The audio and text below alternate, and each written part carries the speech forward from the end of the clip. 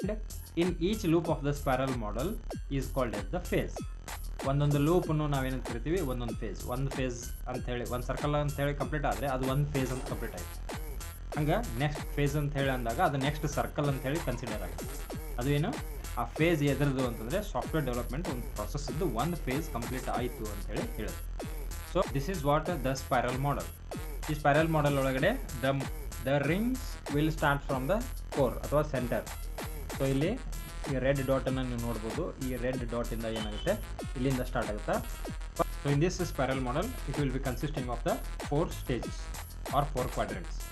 So ಅದನ್ನು ನಾವು first ಕ್ವಾಡ್ರೆಂಟನ್ನು ನಾವೇನಂತ ಕರಿತೀವಿ, identify or identification. And second quadrant design, third is the construction and final is the evaluation. ಈ 4 ಕ್ವಾಡ್ರೆಂಟ್ಸ್ ಒಳಗಡೆ ಸ್ಪೈರಲ್ ಮಾಡೆಲ್ ಡಿವೈಡ್ ಆಗಿದೆ.